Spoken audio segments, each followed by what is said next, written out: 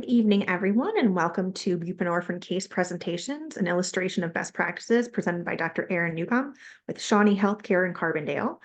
He is both certified in addiction medicine and in family medicine. He is a member of the IAFP board. IAFP, excuse me, I gotta move this bar here. IAFP will support diversity, equity, and inclusion in all of its forms, recognizing that these require an enduring commitment that must find full expression in our organizational culture, values, activities, and behaviors. Just a couple of housekeeping notes. All attendees are in listen-only mode and will remain so for the duration of the webinar. If you have a question for Dr. Newcomb, please enter it into the chat feature, and I'll read these questions at the end of the presentation. This presentation is being recorded. All discussions and Q&A will be part of the final recording. In order to receive a CME credit or CME credit or a certificate of participation, you have to complete the post-test and evaluation. There's a link here. I'll be entering it into the chat a couple of times, and later this evening, I will send you an email with this link as well. The evaluation will close on February 12th. These certificates are not automatically generated, so they will be emailed later in the week of February 12th. Support for this webinar came from a grant funded by a AAFP National Research Network project, funded by the American Academy of Addiction Psychiatry from Substance Abuse and Mental Health Services Administration. The Illinois Academy of Family Physicians is accredited by the ACCME to provide continuing medical education for physicians. If you are on this webinar today, the IAFP designates this internet live activity for a maximum of 1 AMA PRA Category 1 credit. An application for CME credit has been filed with the AAFP. Determination of credit is pending. If you are watching this on your own time later, the IAFP designates this internet enduring activity for a maximum of 1 credit. The IAFP adheres to the conflict of interest policy of the ACC and AMA.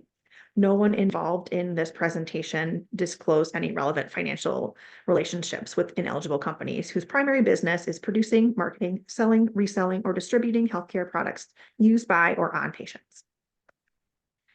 I will also put this link in the chat. We have a resource page with lots of opioid safety information for you on our website. I'll be sending that over shortly. And I just like to mention the Opioid Response Network, who we've been partnering with on various activities. This slide will appear in the slide PDF I will provide and has some great information for you. Now we'll go on to our presentation. Thank you, Sarah, and thank you everyone for joining us tonight. I'm gonna share my screen, maybe. Let's see, let's try that again.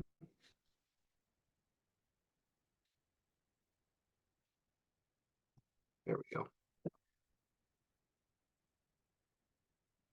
Okay, Sarah, can you hear me okay? Yes, everything looks perfect. Thank you. Okay, great. We'll move forward then. Again, thanks everyone for coming. My name's Dr. Aaron Newcomb, family doctor and addiction doctor, dual board certified. Been prescribing buprenorphine since 2011, continuously at a federally qualified health center down in Carbondale, Illinois, rural Southern Illinois. And so I have over 10 years of experience doing this in specialty training. So tonight I'm going to take you through how to go about treatment. And these are learning objectives, kind of where we're going with this discussion. We will be looking at 4 cases. Each case will be presented in order to demonstrate one of these learning objectives. So we'll sort of reinforce what it looks like in the clinic with what's recommended, what the evidence is out there. So if your reference point is the 2016 CDC guidelines for prescribing opioids, this is going to be kind of like entering bizarro world because prescribing buprenorphine and buprenorphine treatment is often a lot, sometimes quite the opposite of how we would approach opioids for chronic pain. So we're going to look at these learning objectives as we go along. So here we go. So this is case number 1. Case 1 is a 39-year-old female. She's a homemaker and part-time office manager, and she lives with her partner and 2 kids. She has a significant past medical history for trauma, has domestic violence in the background, 10 years, very traumatic relationship with the father of one of the children. Finally got out of that relationship after the daughter was sexually assaulted.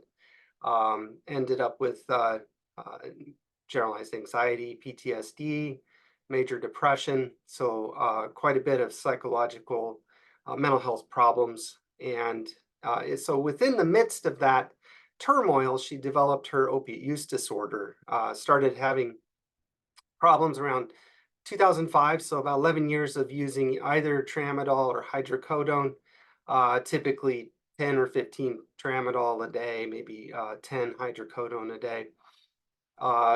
Got to the point where it wasn't fun anymore, tried to quit, and was completely unable with major withdrawal when she tried to stop taking them. So what happened with her? Well, she was actually in a different program before she came to us. She was in a treatment program that I'll characterize here as a restrictive buprenorphine treatment program. So she was in there for about 6 months, treated with 16 milligrams per day of buprenorphine, which she felt was pretty good. And she was able to maintain abstinence from opioids. However, the provider that was treating her decided that she needed to taper off the medication. In this case, this is the sort of standard operating procedure of this treatment program. And so she fell in like everybody else that she needed to come off the medicine. So she was being forced to taper down and off the medicine over a 3-month period. Her dose was reduced from 12 to 4 milligrams. She started experiencing major withdrawal problems and major cravings. She was on 2 milligrams of buprenorphine I'm sorry, she was on 4 milligrams and the doctor at that point said, well, you're going to move down to 2 milligrams. She's sort of begging the provider, look, I'm afraid I can't do this. I'm sick and I'm very concerned I'm going to relapse. And she was told in response, well, you're just acting like an addict right now because you want a higher dose of the medication. So just wanting to point that out that this hopefully nobody's doing treatment like this and for any condition, but this is stigma and this is implicit bias. This is not what these people need. They have all kinds of shame about their condition. They don't need any help with that. So this is what we inherited. She came to establish with me, telling me she was on the verge of relapse. She was really scared. She didn't want to use again. She had a 4 milligram order. What was I going to do? So I inherited her in 2016, and so I've actually been treating her ever since. We looked at her dose, and 4 milligrams was obviously not working for her at 6 months into treatment. We looked at the 12 milligram, and actually the 12 milligram, when I talked to her about it, she was still experiencing some significant cravings on that 12 milligram. So I moved her up to 16 milligrams, and actually that dose has worked excellent for her. She's taken 16 milligrams a day of buprenorphine for 8 years, and her toxicology tests have reflected that she's remained completely abstinent from any drug use, importantly, not taking opioids, but even other drugs. And that it also shows that her buprenorphine is in the test result too, which is very important to show that she's adhering to the treatment plan. So saw her with gradual increase in her follow-up.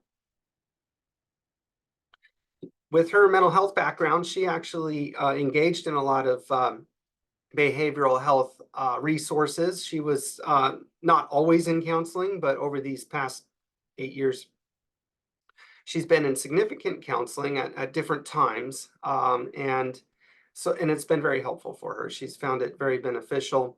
She goes to what we refer to as a mutual help group. You might know Alcoholics Anonymous. That's kind of the prototype mutual help group, people that have had substance use problems that are trying to get in recovery and meeting together to give each other support. So she goes to a flavor of that called Celebrate Recovery. She's a chairperson and a mentor within this self-help or mutual help group. And there's a church that sponsors this, and she's very active in the church. So these are the things that are really supporting her recovery and her life. And I just put in there that, of course, SAMHSA is a Substance Abuse Mental Health Services Administration. You'll see me refer to them in many future slides. This is the federal agency that makes recommendations for behavioral or for mental health treatment, as well as substance use disorder treatment, sort of the standard out there. So we have buprenorphine maintenance treatment for this patient. That's a success. This patient's been in complete remission of her condition. She's engaged in a recovery group. She's in a leadership position. She has been on Social Security disability because of the severity of her PTSD. She was on that before she came to me. But even while she was being treated and effectively treated both for her anxiety disorders as well as the substance use disorder, she actually even had a work trial for about 1.5 years. Her mom died during the work trial, and of course that was very traumatic, difficult situation for her. So she dropped out of the work trial at that point, but she's still open to trying to get back in the workforce. Her family life is doing great. So I promised you we'd get to some of those objectives. Here's the number one. So we used this case, and I treated this patient with open-ended duration of buprenorphine treatment, and that is what's recommended by the Substance Abuse Mental Health Services Administration, and that's what the evidence supports. So treatment outcomes up to 8 years have demonstrated benefits for patients who continue to stay in buprenorphine treatment. Now, that does not mean everyone needs to be in treatment for 8 years or lifelong, but a lot of people do. If you have somebody who's been misusing medicine 10 years, 20 years, 30 years of opiate use, and they're on buprenorphine and they're doing excellent, why would you take them off? Their lives are completely turned around, like this patient. So the point being that thinking of buprenorphine treatment is much better thought of sort of in terms of years of treatment, and that indefinite treatment is fine. And then JAMA article reinforces that using a low dose is not what's best for the patient. That is often something that's harmful. I mean, getting buprenorphine treatment at all is better than no buprenorphine treatment. But if somebody's underdosed, they're going to be walking around undertreated. It'd be sort of like treating depression with half of a dose of a medicine that's effective. It doesn't make good clinical sense. So we move on with this patient. This is case 1 still.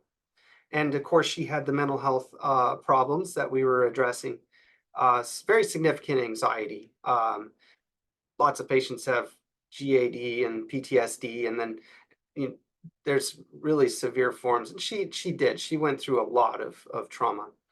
And trauma, we know, is a major risk factor for development of opiate use disorder, and particularly for women. Women that have this condition, I think it's upwards of 70%, 75% have significant trauma in the background. And the more trauma that's there is correlated with the severity of the opiate use disorder. That was a new study that came out. So something to think about. So she's under treatment for these conditions. She's got a psychiatrist. She's in counseling. She goes to the support groups. Medications, she's on escitalopram, 20 milligrams a day, aripiprazole, 10 milligrams at night, and oh my gosh, she's also on clonazepam, 1 milligram twice a day.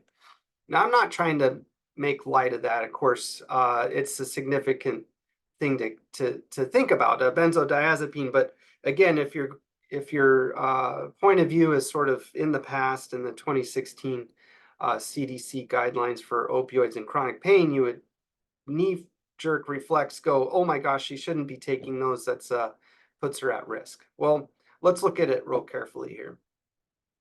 Should a patient be treated with benzodiazepines along with buprenorphine? Well, nobody can give you a straight answer, so to say. It's a risk-benefit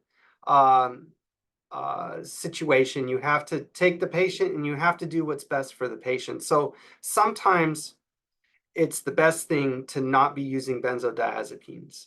Certainly, if somebody's not on a benzodiazepine, there's risk involved. So you don't really want to go about introducing benzodiazepines if you can use something else that's effective. However, some patients will have significant benefits from taking a benzodiazepine for their anxiety disorder, and that is not a contraindication for buprenorphine treatment. That was the case with this patient. So we look at what are the risks and benefits. The risks of using a benzodiazepine during buprenorphine treatment. There are increased risks for overdose events, and there's a small, actually, there's a close to a double increase all-cause mortality risk. So can't be taken lightly. If you're looking at regular opioids and benzodiazepines, the risk for mortality is a lot higher. It's upwards of anywhere from 2 to 10-fold, depending on the study you're looking at. But at any rate, there's definitely a risk for mortality, and that's the whole group of people. We're not teasing out who's taking benzodiazepines correctly. We're not teasing out who's on a low dose of benzodiazepine, who's still having substance use problems. That's everyone. What are the benefits? The benefits of using a benzodiazepine have been demonstrated to reduce the risk of buprenorphine discontinuation. It may not sound like a big deal to somebody who isn't sitting in my shoes with 10 years of training and experience in this field, but patients that stay in treatment stay alive. That is a hard and fast rule. When people duck out of treatment, whether that's because their insurance ran out, whether that's because a prior authorization came up and now they can't get their medicine, their doctor moved, they can't get their medicine, their doctor decided they don't like something and they've discontinued their treatment, or the patient just decided they're done with treatment, they'd rather just not be doing this. Their risk of mortality is way, way higher when they drop out. The risk for dying of an overdose is substantial. So there is a significant benefit to doing buprenorphine treatment because of this reduction in the risk of dropping out of treatment. So there is a benefit and a risk. And so you really have to look at the clinical response. And in this patient, she had very definite benefits from taking the medication. She reported that she took it like it was prescribed. And she, all indications suggest that's the case. She had filling patterns on the PDMP that are consistent with taking it like is prescribed, not filling it early, not getting it from somebody else. And her drug test, she was on a high enough dose I could detect the clonazepam on her drug test, and I could demonstrate that she was taking it. Clonazepam is a little bit tricky for a drug test. This is way beyond this talk, but sometimes you don't see that on a drug test, and that can be normal. But at any rate, hers I could. So I could sort of prove that she was taking her medication. She was clinically improving with the, being on the medication, and there's no signs that she was misusing it, not having any side effects. Her benefits outweighed the risks of taking her off. Her anxiety disorder without an effective treatment was a much greater risk than continuing the benzodiazepine. So 3 slides to just kind of reiterate my point here. This is from SAMHSA. This is a tip 63. This is where a lot of my references will come from, SAMHSA. Tip 63 is not necessarily a guideline, but it's a major publication from SAMHSA that describes in great detail how to go about doing buprenorphine treatment, or actually any sort of treatment for opiate use disorder. And so within that big manual is this excerpt that I pulled out that says tapering benzodiazepines may be contraindicated and unrealistic. And that would be the case with that patient. That was absolutely true. And on the flip side of that, if you have somebody who's on a benzodiazepine, then opioid agonist treatment should not be denied. That's a second question. So if you're thinking about, oh, should I be prescribing a benzodiazepine for a patient who's on buprenorphine? That's something you really need to be looking at very carefully, risk and benefit ratios, looking at, is this the right thing to do over time? But if a patient is on a benzodiazepine and they're coming with a opiate use disorder and they want to be treated with buprenorphine, of course they should be treated with buprenorphine. Nobody questions that. That is the absolute best thing for the patient. And all you have to do is just kind of think about it for a second. Would you rather have a patient taking regular opioids and a benzodiazepine, maybe even fentanyl off the street, or buprenorphine and a benzodiazepine? Buprenorphine is a whole lot safer, much safer than other opioids, even when it's used in conjunction with CNS depressants. So careful management by the healthcare professional. That's what we did. And here's at one point when I started in 2011. So at first there was this black box warning about benzodiazepines and buprenorphine, but they really saw how that was damaging to the treatment system, because providers were getting scared off of using buprenorphine for patients that either were taking benzodiazepines that prescribed them or even taking them unprescribed. And so the FDA had to come out in 2017 to clarify that patients should not be withheld, or I'm sorry, that buprenorphine or methadone, another way of treating patients with opiate use disorder, that those opioid agonist medications should not be withheld from patients taking benzodiazepines.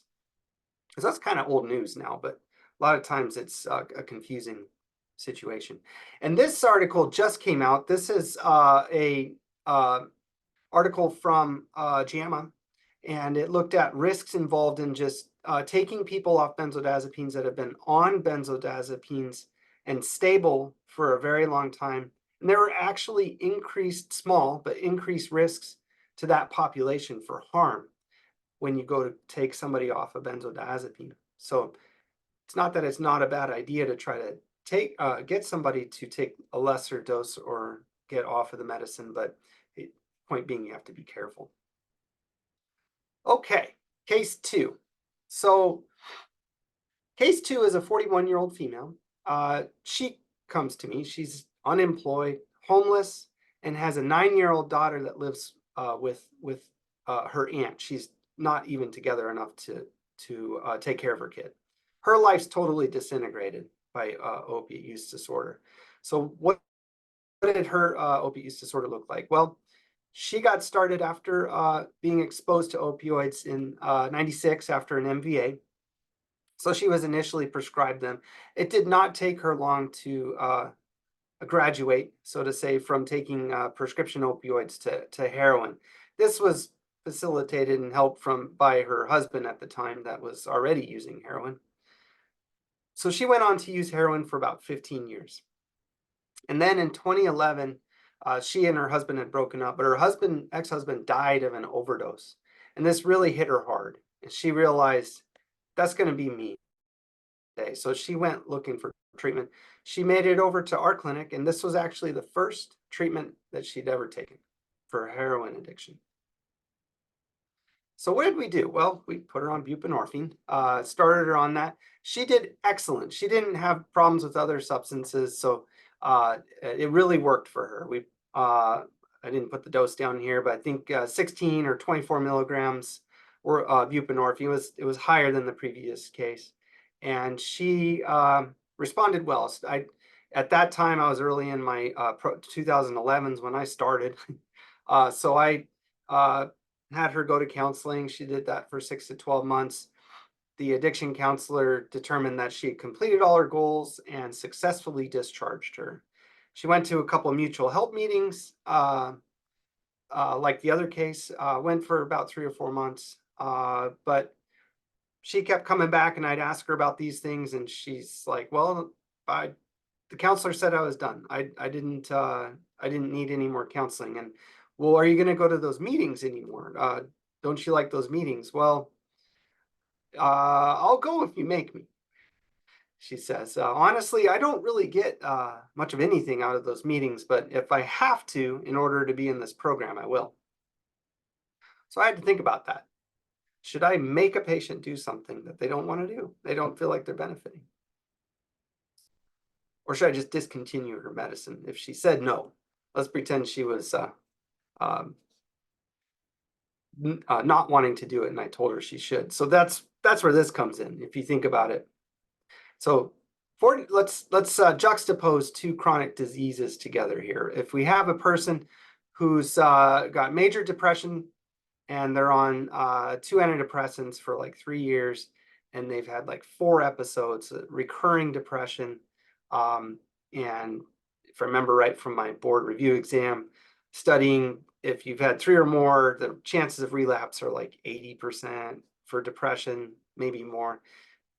If you have something that works and you know you got an 80% chance that they're going to relapse into depression, tapering off the medicine, is that the paramount idea here? Is it behavioral health? Should it be mandatory to be thinking about it being successful treatment? And should I stop should I stop these antidepressants if I recommend counseling and they don't go? That would be ludicrous, right? That would be not good medicine.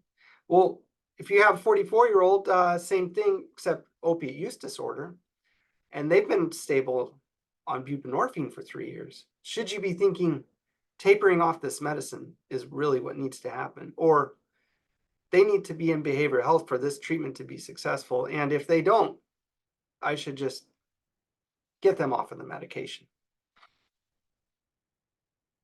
Well, we did flexible buprenorphine treatment with her, and so for the past 13 years, this patient has been in our program and continuously abstinent from any drug use for 12 years of complete sobriety. 24 milligrams was the dose we gave her.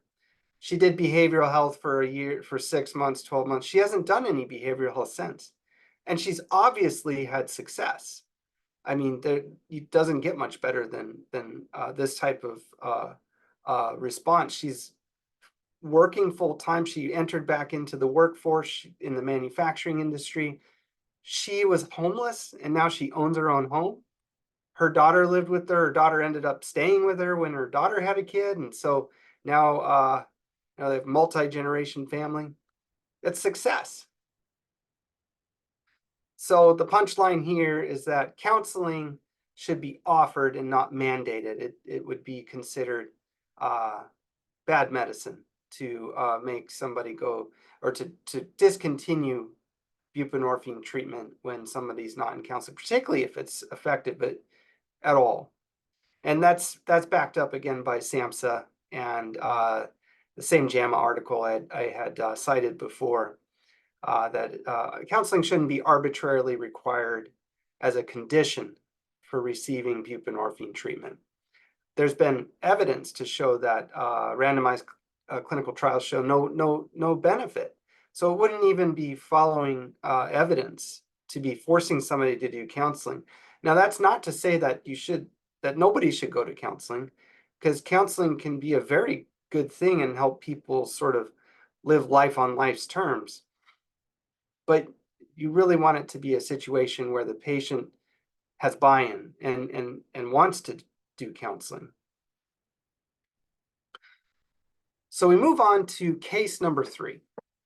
So I presented 2 cases that were sort of picture perfect, and they aren't exceptions to the rules. There are a lot of patients that respond perfectly to buprenorphine treatment, and it's just kind of a miracle to watch, and it's really a rewarding experience to be involved in. And there's other patients that have a little bit rockier road, and most of those patients still are way better off on the treatment than not. So we're going to look at a little bit more difficult case. This is case number 3. And he came to me in 2012, and we diagnosed him with OED. He had a 35-year history of IV drug use and heroin. Other comorbidities were that he had COPD and hepatitis C. We discovered hepatitis C when he came in through screening labs. Initiated treatment on him. This was early on in my my career as an addiction doctor, and we were sort of told early on that 16 milligrams is really kind of the highest dose. If you take more than that, it's probably not going to do much for people. So this was kind of promoted in the community, and we'll take a look at that. So anyways, I gave him 16 milligrams, and I treated him with 16 milligrams for 2 years. But he was clinically unstable. When he would come see me, he was having cravings a lot. He had prominent cravings every day. And he was even having withdrawal symptoms at that 16 milligram dose. And he was having problems with his medicine supply. He would take more. He'd come in a week early and say, "I'm sorry, I'm out, doc." And then I would be in the position. Do I write him an order and fill it early? Do I make the guy suffer and go a week without medication? And so we had that unpleasant experience for a couple of years. And his drug tests weren't really reflecting total success. Sometimes they didn't have opioids in them, so better than not being on the medicine, but there was pretty, frequently that there would be opioids showing up, benzodiazepines occasionally, and frequently, if not always, marijuana and alcohol. So at some point, I had some further training, and it became very apparent to me that 16 milligrams was not the cap for maximum dose or a ceiling dose. And in his case, I incrementally moved him up to 24 milligrams by the end of 2014. So what happened then? Well, he dropped out of treatment. And that was dangerous. Like we just talked about, if a patient drops out of treatment, their risk of overdose death is very high. And just in general, patients without access to treatment that have opiate use disorder, their risk of premature death is like 20-fold the normal population. So this was a dangerous situation. He dropped out. He completely left treatment for about 6 to 8 months, disappeared, ended up going back to heroin. And then one day he just kind of resurfaced and showed back up and told me that he wanted to get back on the medication. So I didn't like it out there. This is way better, doc, meaning the medication. And thank you for not giving up on me. At the time, we had caps on how many patients we could have, and I had an open spot, and I was like, yeah, let's do it again. Let's try again. And so we did. And so I went on, started again where we left off, 24 milligrams. But he was having moderate cravings on most days, still having some trouble, even describing some mild withdrawal occasionally. Sometimes he would show up when he would always show up when he was supposed to. Sometimes he'd be short on his medicine. He would admit to taking a little bit more than was prescribed. And so there was still some medication problems. It was better than when he was on 2 a day, but it was still happening. And his drug test, again, reflecting some improvements, but still even using some opioids, and then benzos on occasion, and regular marijuana and alcohol. So in this patient in 2016, I moved him up to 32 milligrams. And so that's a high dose buprenorphine. And when I moved him to the 32 milligram dose, it really made a big impact on him clinically. He did not have cravings when he had 32 milligrams a day, and the withdrawal was gone.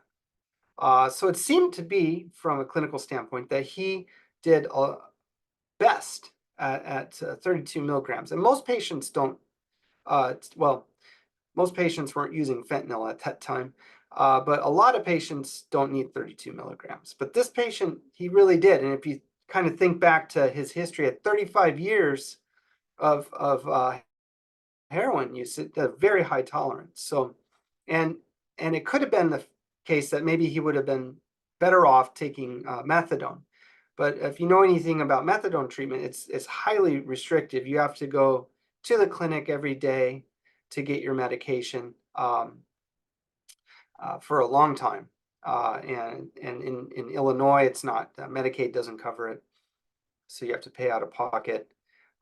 So that's at least how it stands now. So that he was never going to do methadone. We talked about it. So we went with this high dose buprenorphine, and it worked.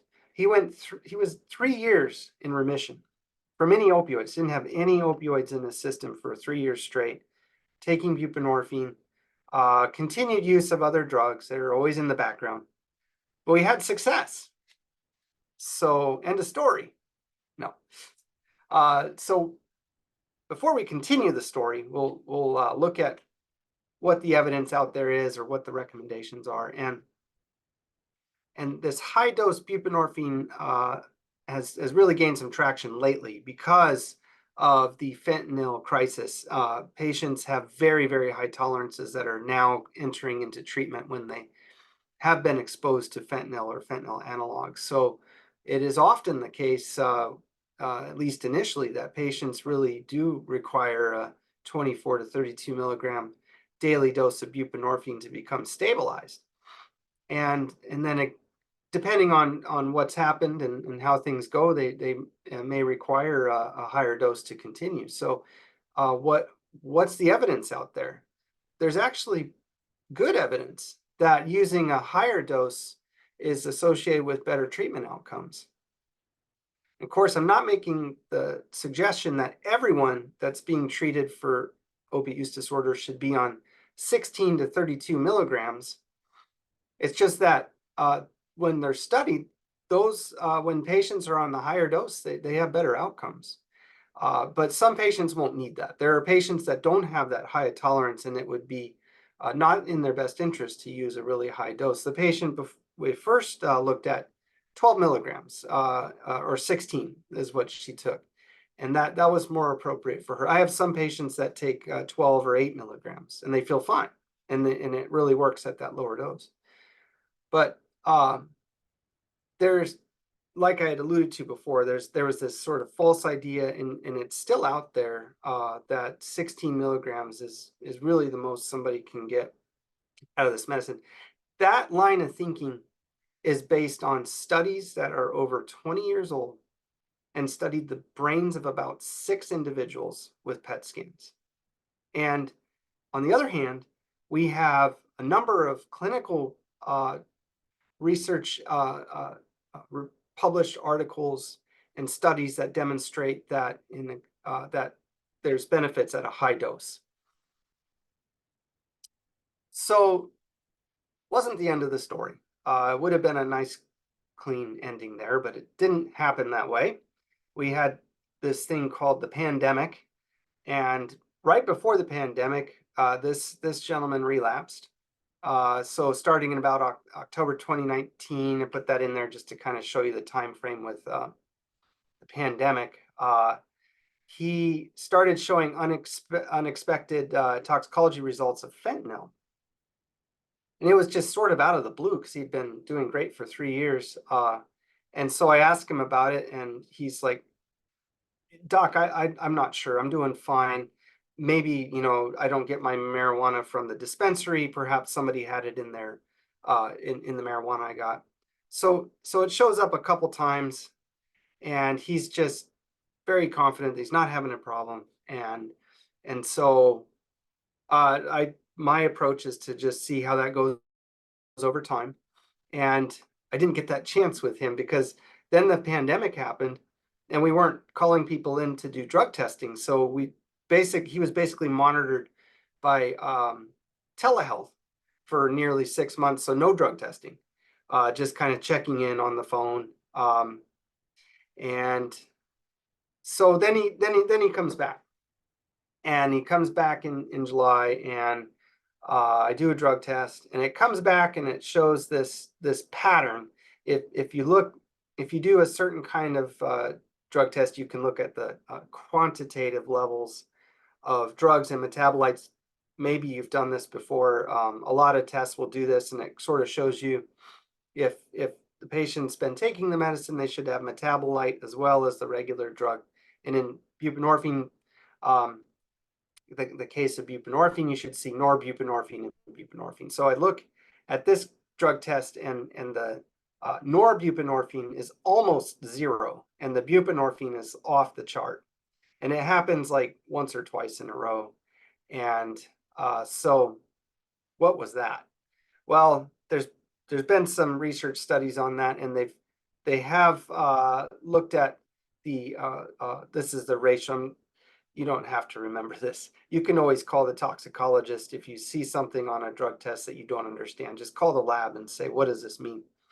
But in this case, it's a tampered specimen. What happened was this patient brought urine in, got it past my lab person, who's pretty good about checking pockets and making sure the temperature is correct on the drug, the specimen container, and then scrape some of the medication in there. We refer to it as spiking. And so that's what happened here. And so he was not giving me his urine sample. He was giving me an adulterated sample. So what do I do with that? I mean, this kind of dishonest, right? This isn't good.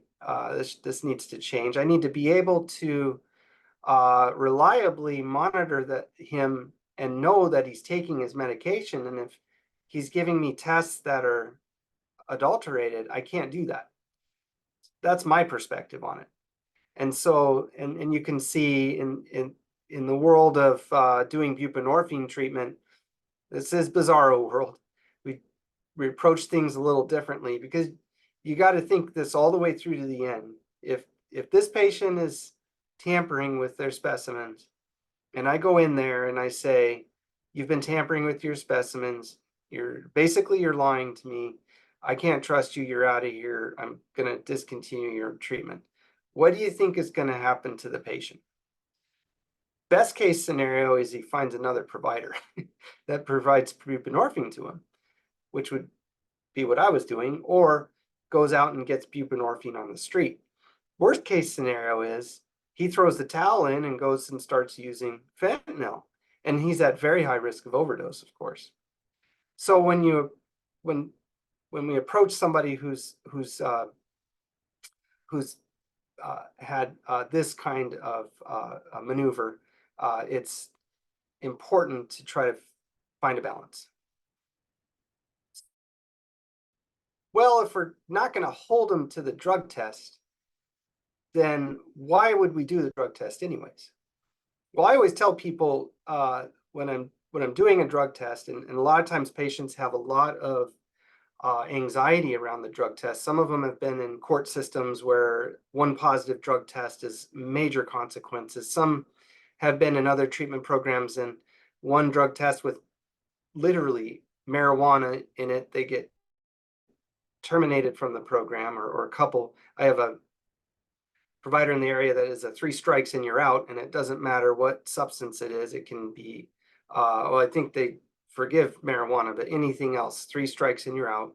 So there's a lot of that going around, and patients have a lot of anxiety around the drug test. But I try to explain to patients that I'm doing a drug test because I want to find out I want to see if there's an opportunity for me to help you. And if you're using drugs, it's not a reason for me to discontinue your medication. And what I really need the drug test for more than anything is to be able to demonstrate to myself and anybody looking into the chart that you're taking the medication I'm prescribing. I have to be able to do that because that's a very important part of monitoring and preventing diversion.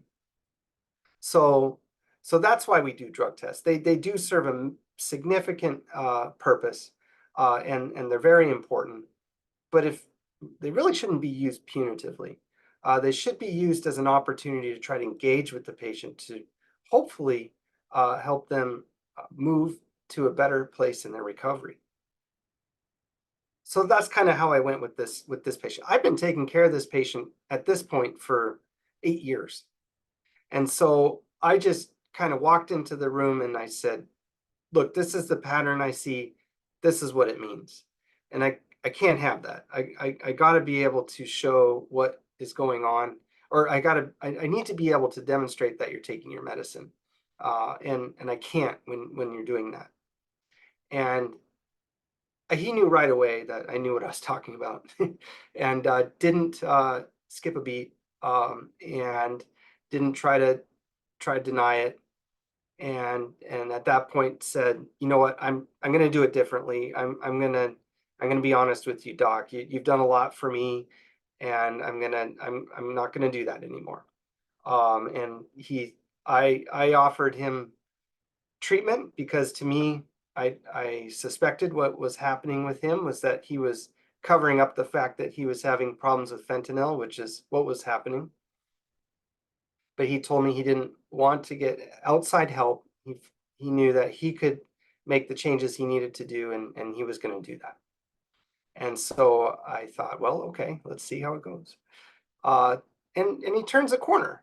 So I've been treating him for about 4 years since all that. And not perfect, but I'd say, looking at drug testing, probably a good 90% of them don't have opioids. And the opioids showing up now is hydrocodone, which isn't great. We don't want them taking hydrocodone, but that's a lot different than fentanyl. And it's about pain. He has arthritis and he gets frustrated and takes a hydrocodone periodically. And he goes on using benzos and alcohol and marijuana. But he's grateful about his treatment. He knows he's a lot better off with the treatment he has. And after that incident, we identified him having Hep C when he walked in, when his first set of labs. But he had just put it off, didn't want to take treatment, didn't want to deal with it. But after this, within like a couple visits, he told me, doc, I want to start taking care of myself. I need to get that Hep C treated. And I said, wow, that's great. Let's do it. So I sent him to ID. He got Maverick, and it's gone.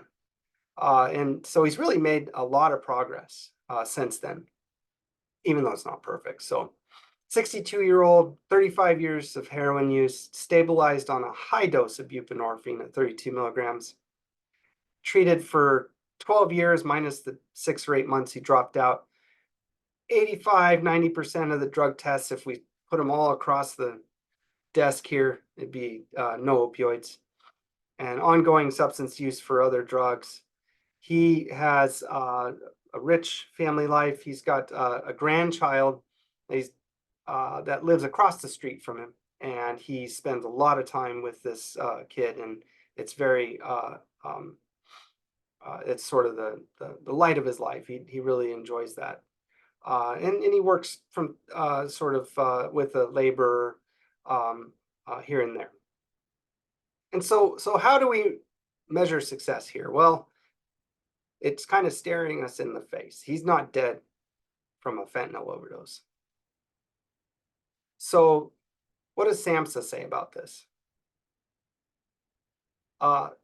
Forcing a patient to taper off medication for non-medical reasons or because of ongoing substance misuse is generally inappropriate and do not require discontinuation of buprenorphine because of an incomplete treatment response. That's exactly what happened with this patient. He had ongoing substance use. He had an incomplete treatment response. We stuck with him. And it would be not a rational therapeutic response if I had discontinued his treatment based on the substance use problems. Last case, and then we'll open it up for some questions because you might have questions after all of this. 39-year-old male, farmer, married with a young child, developed an opiate use disorder, started in 2004, ran about an 8-year course, did involve intravenous drug use. His drug that he was using leading up to treatment was hydrocodone. He'd take about 20 of the 10 milligram tablets a day, and that's pretty common, 10 to 20. And he went to an inpatient facility, did the 28-day stay, got out, and hit a couple, went to some mutual help group meetings. Narcotics Anonymous meetings are sort of the prototype for AA only for drugs. So he goes to these meetings after treatment, relapses twice, had all full intention to try to get sober, but he wasn't having success. And he was finding buprenorphine on the street, so to say. He was taking it unprescribed. And so another bizarro fact is that people that are taking buprenorphine, whether that is prescribed to them or unprescribed to them, have better outcomes when they enter treatment than patients who are not taking buprenorphine. So it's not that we want diverted buprenorphine. That's the last thing we want. We want people getting treatment and not having to take diverted buprenorphine. But if a patient has been taking diverted buprenorphine, if you're looking at the evidence, that's actually a positive clinical correlation for how they're going to do when they enter into treatment. So it's not, it doesn't suggest that they're going to be having problems. So this guy, met him, put him on 8 milligrams. He was underdosed. I knew he was underdosed, and I tried to encourage him to take a higher dose, but he didn't want to. He wanted to stay on a low dose. And so he does that for about 4 months, and then he started having problems running short on his medicine. He was overtaking it. And so after a couple times, I asked him again, and he was receptive to that and said he'd be willing to take a higher dose. So we just advanced it to the 12 milligram notch. Worked perfectly for him. Worked perfectly for him for the next 12 years. So another perfect case, decades worth of recovery. He's never had any substance use. A lot of toxicology tests reflecting just his medicine. He had Hep C when when he came into treatment. We identified that, and he had that treated. So everything's going great with this guy. And then he's a farmer, and it's some sort of farming equipment accident. He gets a traumatic full rotator cuff tear. And of course that hurts. And it was significant enough that he saw the orthopedist doctor, and the orthopedist doctor was going to repair it. It needed to be surgically repaired. So what do we do? Because post-op pain is often severe. And sometimes, and we should try to use non-opioids, even for people who are not having trouble with opioids. We should try to use other medications first for post-operative pain. But there's going to be times when they won't cut it. And opioids are really required in order to control acute pain after a surgery. And that's particularly the case when you're looking at an orthopedic surgery. There's a lot of pain associated with orthopedic surgery. So for this guy, this was 2019, so he'd been free and clear of any opiate use for 7 or 8 years, and he was going to have surgery. He had to come to me. I had to do the H&P for the surgeon to clear him for surgery, and so we talked about what we're going to be doing for his pain. And I'd had plenty of training by then, and I told him, you're on 12 milligrams. I want you to keep taking that. And I'm going to give you hydrocodone, 10 milligrams. I'm going to give you enough for 3 days, every 4 hours. So 18. And that's it. And I think that's going to do it. but I'll meet up if you need to meet up with me because you're still hurting, do it. I'll tell my nurses we can check in and if you're gonna need more, we'll talk about it. So he does it. He does the surgery. He takes the pain medicine after surgery. He doesn't even take my whole the whole quantity I gave him. And he had an interesting experience. He said, it was kind of weird, doc. I took these pain medicines that were such a trouble for me for so long, and I took them, and I honestly didn't even really think about it. So this is what can happen in a stable patient that's in protected with buprenorphine that requires opioids for acute pain. It can be done, and this is the clinical case. And so what's out there to guide us on this? Well, there are recommendations about how to go about managing anticipated acute pain like surgery. Generally, it's recommended to keep somebody on buprenorphine and just to use opioids on top of buprenorphine for a short time when it's absolutely required for acute pain control. And there was one of the best guides out there was this multidisciplinary expert panel from 2019. That was from the British Journal of Anesthesia. And they go into the details about why it's better to keep buprenorphine on board. Sometimes it was thought, well, maybe we'll taper off of buprenorphine and then use pain pills because it blocks pain pills at a certain level. But really, for logistical purposes, it works a lot better to just keep it. So here we are, another patient. It's sort of like a diabetic that's had an A1C at 6.5 for 12 years. You feel great. You've been treating them and they're doing excellent. Life's completely restored, functioning member of society, family units together, Hep C identified, cured. So we come back to the conclusion, and these are what I hope you've gained from this talk. That hopefully it's, if you don't have a lot of experience with buprenorphine, hopefully it's can be helpful for you, eye-opening in a lot of ways, because a lot of our intuitive thoughts about how to do treatment are often, turns out, not the best according to the evidence and the guidelines. So thank you for the opportunity to present, and here are my references. Okay, great. We actually have an all-time record, over 20 questions. I've been texting some of my colleagues tonight, and this is an IAFP record. So in case any of you have to drop, because it is almost 8 o'clock, I just want to remind everyone that I put a link for CME credit in the chat here. I'm also going to be emailing you a little later tonight, so you'll have that as well. So if any of you do need to drop off, you have completed the full hour of CME. But for those of you that would like to stay, we can get into the questions now. And Dr. Newcomb, if there's some, I put them in order they came in, like by case. So if there's some you've already answered, feel free to mention that and just go to the next one. So we'll start at the top here. Okay. Coming to buprenorphine prescription, are we taking buprenorphine with naloxone or just buprenorphine alone? Okay, so yeah, there's a formulation with just buprenorphine.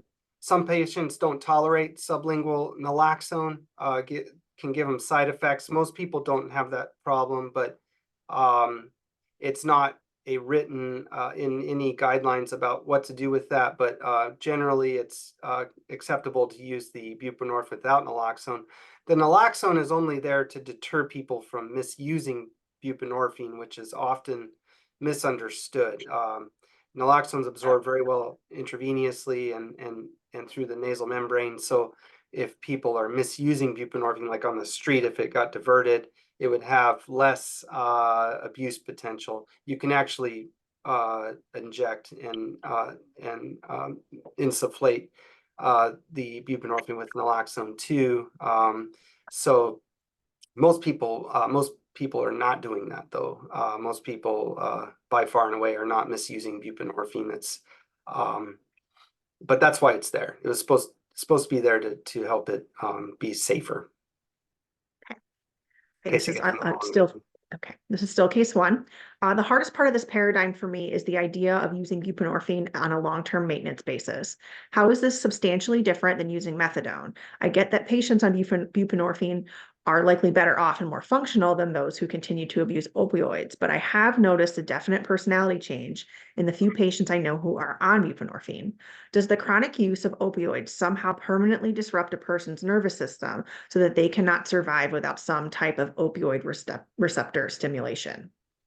So I went into great detail about that one on the talk I did last week, and yes, when somebody's misused an opioid for decades, their brains are permanently different, and their dopamine levels are low. And using an opioid that's long acting and safe sort of makes their brain function at a more normal level, and they experience pleasure at a more normal level. You really got to think of it like you have a diabetic and their diabetes is controlled on insulin. Would you like them to be off insulin someday? The answer is yes, absolutely. But is it acceptable to use insulin for the rest of their lives to control their diabetes? And the answer to that is yes, absolutely. What is the best way to monitor drug screening, blood versus urine, particularly new patients to the program? Blood testing is worthless. Urine testing is the standard. It always use a urine drug test for monitoring. Blood gives you like an 8 to 12 hour window of what they use. Drug testing generally for most drugs is 3 to 5 days window of detection. How do you monitor the treatment? Specifically, what type of drug screen do you use? Okay, I do it a little differently. I send all of my drug tests off for what's called gas chromatography and mass spectrometry. That test is as good as a DNA test. It's the test you send off, and they send you back the quantitative levels of the drugs. What's positive in that test, 100% that is there. And so if you do an on-site point of care test, there's lots of positive. Well, it's a good test too, but there's definitely the possibility for false positives and false negatives. I did not like that experience of we have a positive test. Are you taking oxycodone? No, I'm not taking oxycodone. So now I'm going to send it off to find out, and the patient, let's say they didn't use oxycodone, they're going to feel bad that I think they're using oxycodone. It's a false negative. And then if they are using oxycodone, I kind of missed my opportunity to talk about it anyways because I have to send it off. So those tests are very expensive though, and generally it's recommended to do point of care testing and then to send it off when there's a discrepancy between what the patient is telling you is happening and what the test tells you is happening. Those, like I said, they're $250 a test. I work in a federally qualified health center, and Medicaid pays for these, and they pay what Medicaid's going to pay for them. And so a lot of my patients are Medicaid, and I just get to send it off and kind of cheap for that. But like if I have a private insurance patient or a self-pay, I have to be a lot more careful because this private insurance might be like, no, I'm not going to pay for that. And then the patient's stuck with a $100, $200 bill, which is hard. So. Hey, how do you manage a patient that you find is utilizing other drugs in the UDS? Well, I try to engage with them. It kind of depends on the drug. If it's marijuana and they're going to use marijuana and they don't really want to think twice about it, and maybe they're 50 or 60 or 70, and we're not going to get anywhere with that.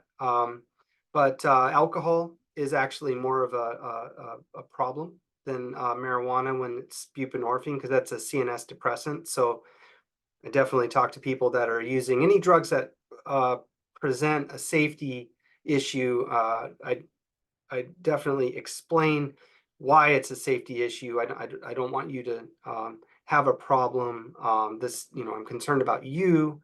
If you're using this, it's dangerous. I'm not going to quit prescribing you the medicine, but I just want you to know, and I want you to be safe. I want to keep treating. I want you to come back every month, and that might not happen if you're using this. Cocaine, methamphetamine, those are hard problems to deal with. try to engage with people and try to get them linked up with other resources, counseling, and things of that sort.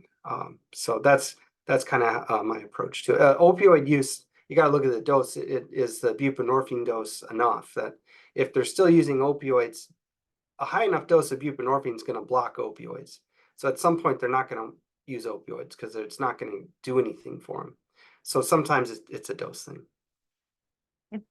If someone is on a benzo and taking buprenorphine and the patient asks to increase the benzo dose, how do you manage that? Yeah, that's a good question. Well, one patient at a time, I guess. I try to keep people, if I'm treating them with a benzodiazepine and buprenorphine, I try to keep a low profile, so to say. I try to use 0.5 Klonopin, maybe 1 milligram Klonopin a couple times a day. There's some patients that I've inherited that have been on a high dose. I just continue it, or patients that just really can't deal with life without a higher dose.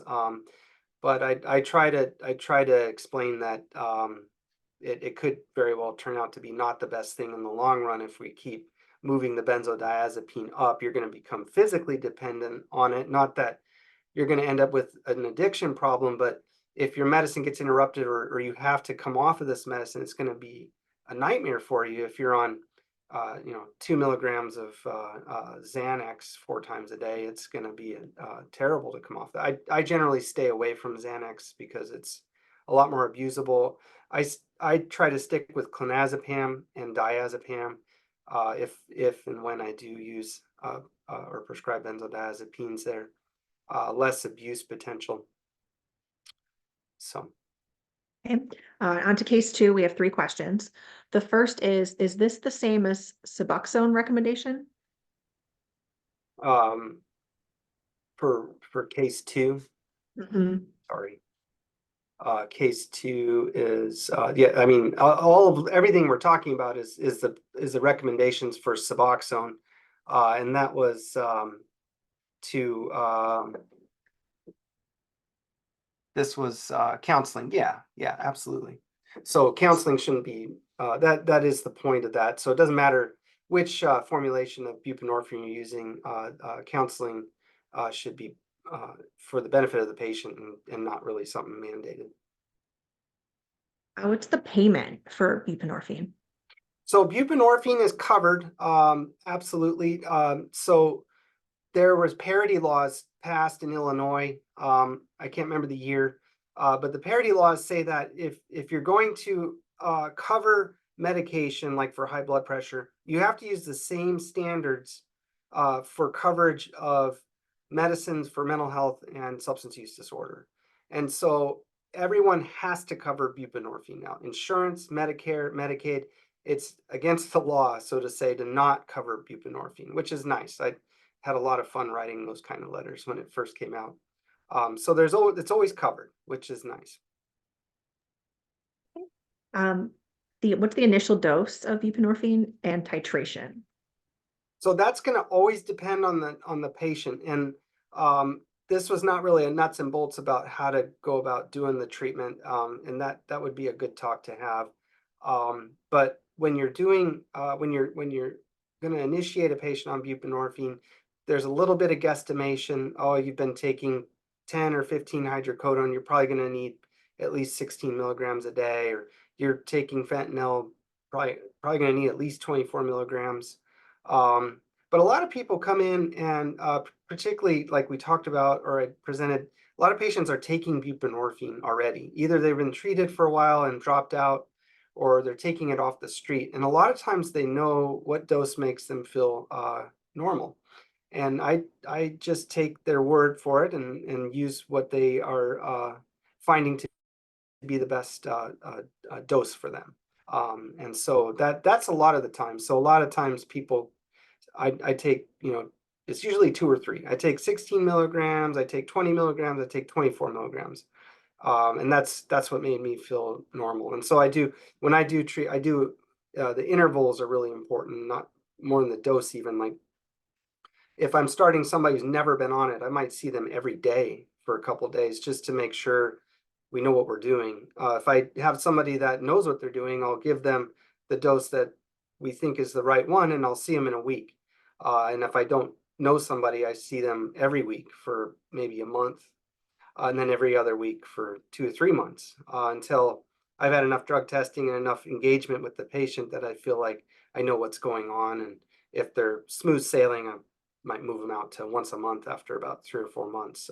And the dose can adjust. It's not like when you initiate a dose, you have to stay with it forever. That's not true.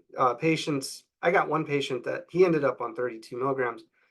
Unfortunately, he gained like a lot of weight, and that's why he had to take a higher dose. Some people get on medicines that interact and they don't need as high a dose and maybe get sedated or nauseous. Or if they're trying to taper down on the medicine, you can be flexible about it. Okay, we're on to case 3. We have 10 questions for case 3 and then 2 for case 4. So we're about halfway. So case 3, how do you incrementally increase the medicine? Well, like I said, a lot of times that it's patients have their lived experience with a dose, and I just use that. Otherwise, if I'm just guesstimating, I probably default mostly to 16 milligrams, because unless I know, like if I have somebody and they've used opioids for 6 months or something, and they're taking 4 or 5 a day, I'm probably going to use, like, they have a 2 milligram buprenorphine. I might even give them a half of that, because I don't know what this is going to do to somebody who's not taking very much at all. But most people who come in have had significant amount of trouble, years and years and years. And so if it's a typical patient that has at least 5 years, 10, 15, I typically kind of go with 16 and see if that's going to work, unless they know that they've taken 16 milligrams and it doesn't do it for them. That's kind of usually where I start.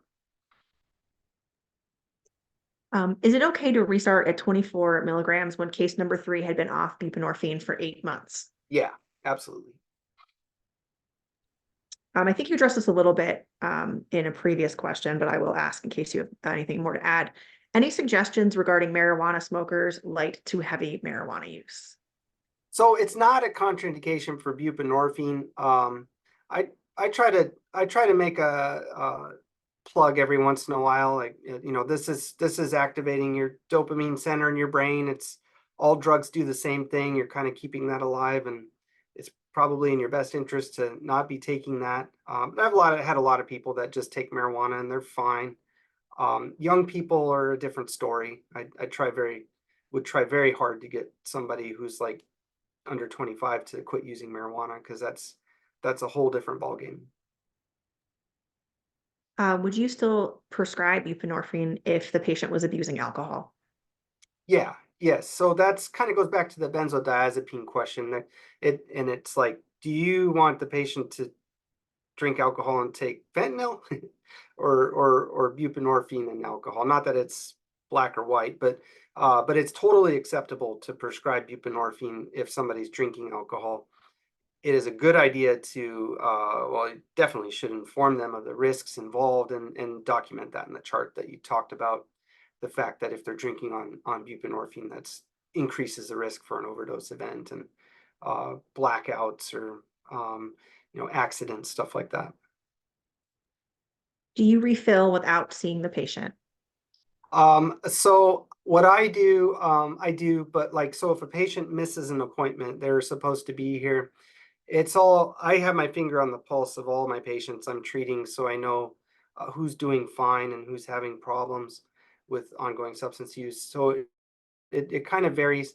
I don't ever let somebody's medicine get interrupted. So I will always prescribe them medicine, but I usually have my nurse contact them and say, okay, you can't make it. Today is Thursday and something happened. You need to come in though. So what day can you come? Can you come in on Monday? And then I'll just send a bridge order. So I'll send like 4 days of medication. So I always have a plan. So it's not like I'm just refilling stuff when somebody asks. But I always have and document that there's a plan of action about follow-up if I'm prescribing it without seeing them. Can you address the differences between treatment with buprenorphine versus buprenorphine slash naloxone? Which do you use most? Are there different situations in which you would use one versus the other?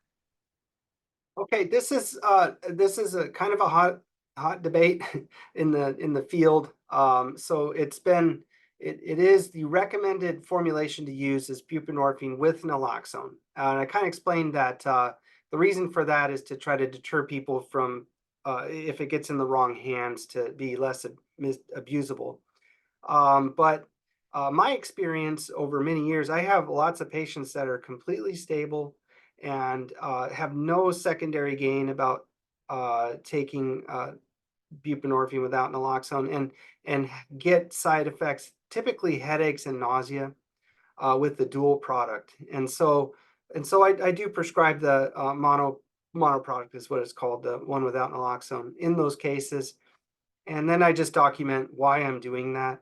My drug test tells me if they're not taking the mono product and they're taking the dual product, which is an interesting conversation if that comes up. So, but I think I think it's perfectly acceptable. Buprenorphine reduces overdose risk by 50%. That's like, if somebody has a heart attack and you prescribe a beta blocker, you reduce their risk of death by 40%. So it doesn't really matter. So, I mean, it makes a little bit of difference because you want to follow what's recommended, but nobody can really fault you if you're using a medicine that is proven, so to say, by evidence to reduce somebody's risk by 50% from dying, and you're using one that's not as recommended as the other.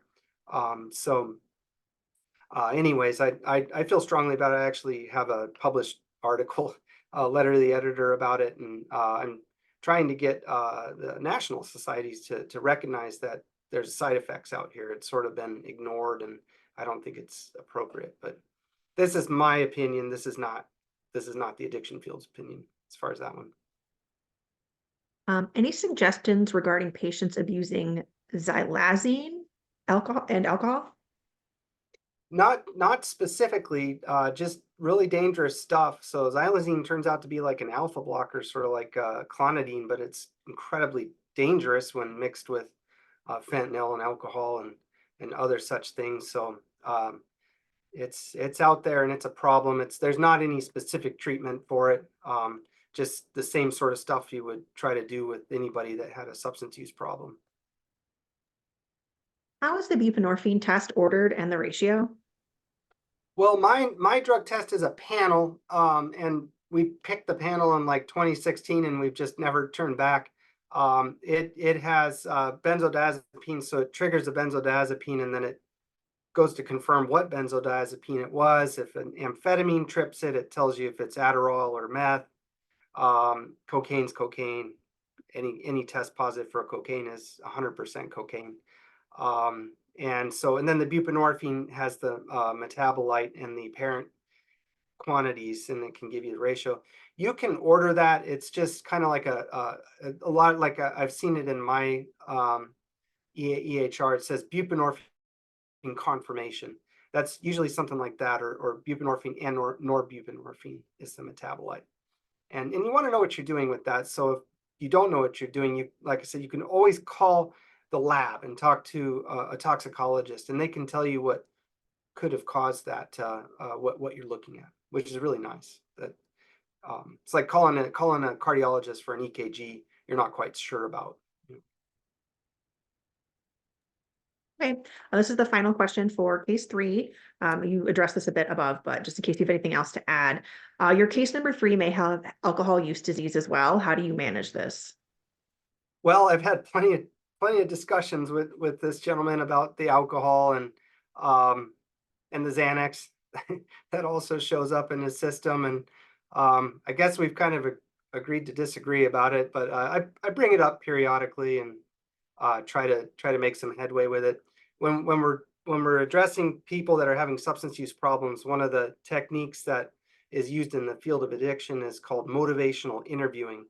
And it's a really nice technique. There's all kinds of stuff in the internet. You can look it up and see how it's done, but it really just kind of rolls with the patient. You don't try to fight the patient on anything. You just kind of look for inroads and reflect back to them, try to give them some questions to think about. And so I do that. I don't do that every time. I don't have a time to do that every time, but periodically I'll bring it up and put it out there. And so, and sometimes people change. I've had patients that were having problems with meth, and I stuck with them, and I thought, my God, this is not going to end well. And 3 years later, they're totally in recovery. And so sometimes it can surprise you. Things you say will matter. Okay, we have two questions for case 4. The first is, how do you calculate the starting dose of buprenorphine for a new patient? Okay, I think I probably answered that one. Okay. And then this last question, I think, is a wonderful way to wrap things up. And it's more of a general question than specifically about case 4. Mhm. What percentage of patients stop buprenorphine and stay sober in your experience? If a patient wants to wean, how do you recommend to do that? Or do you recommend them to stay on it lifelong? That's a great question. This has been studied. So the group of patients, and this is not everyone, but patients that are treated for 6 to 12 months and then buprenorphine is discontinued, within a month, usually about a 93% relapse rate. So 6 months, 12 months is almost always ineffective. And really, because what has to happen is somebody's the biggest predictor of long-term recovery is getting a new community. And sometimes like people just sort of plug into that, like the AA thing. If that works for you, you had alcohol problems, you go to AA, you got like a new community when you step foot in there. But a lot of people, they have to go about putting together relationships, and that takes time. That can't happen in 6 to 12 months. If you had all of your best friends just taken out from under you and you can't see them anymore, because if you do, your life will deteriorate and you'll end up having serious problems, or maybe it's even all of your family. It takes a long time to develop a relationship. So the longest study with good outcomes is 4 years. So if you treat for 4 years, there's about a 50% chance somebody at a month is going to be in recovery. And so, and this is all case by case. There's no easy way to find an answer. You just have to think about the patient you're treating. I typically, when I'm talking to somebody, I say, okay, you've had this problem for 5 years. I think it's going to take at least 5 years to solve this problem. So let's maybe think about it like that. And then when somebody's eager to come off of it, I think you got to respect that. You know, even if I don't think it's a good idea, if the patient is really the one that should be able to make that decision. And I'll tell them if I don't think it's a good idea. I'll say, look, I don't think this is going to go well. And then when you taper somebody, the longer you taper, the better, and be flexible about it. So if somebody's tapering and they're having a hard time, just go back to the dose they weren't having a hard time with. That's how I get people moving in that direction. That I tell them up front, if you're having problems a year down the road, we'll go back to this dose. You're not stuck on a lower dose if you try this. And so we try it that way and try to taper down.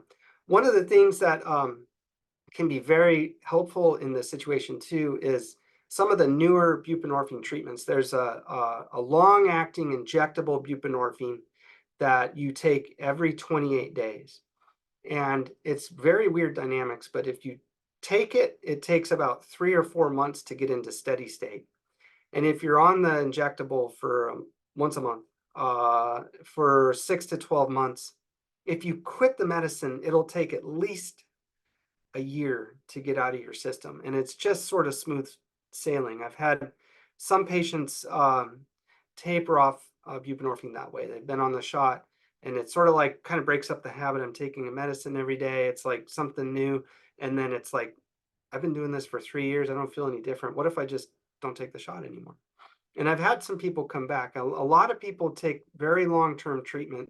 Most of my patients are sort of, you know, 80% of them are just continuing to stay on the medicine. But it's nice because I've been doing treatment so long that I'm starting to see some of these patients that I got a couple that they ran into some troubles and they got into the program together, and they're both chipping their way down, and she's doing a lot better than he is as far as tapering off the medicine at this point, and she's down to like 2 milligrams. And He's not quite ready yet for that, but yeah, it can be done. And I've seen people come back, and had one patient that was on it for, he was on it for like 7 or 8 years. And then I was just seeing him like every couple of months because he was so stable. And then one day I realized I haven't seen this guy for a long time. And we called him up, and he had just like decided he was going to come off it and like tapered off within a month or two. And he was doing fine. He came back with an acute problem like a year or two later, and completely sober and recovered. So it's great treatment. Do it if you're not doing it. Well, great. Dr. Newcomb, thank you so much for your presentation and for half an hour of questions tonight. Everyone who stuck with us for the long haul, and those of you that are listening at a later date, thank you very much. Those of you on this call, keep your eye out for an email from me a little later this evening. There's going to be some links in there and a few things that I just didn't go over at the end in the interest of time. So thank you again, and we look forward for seeing you in another webinar soon. Have a great evening. Thank you.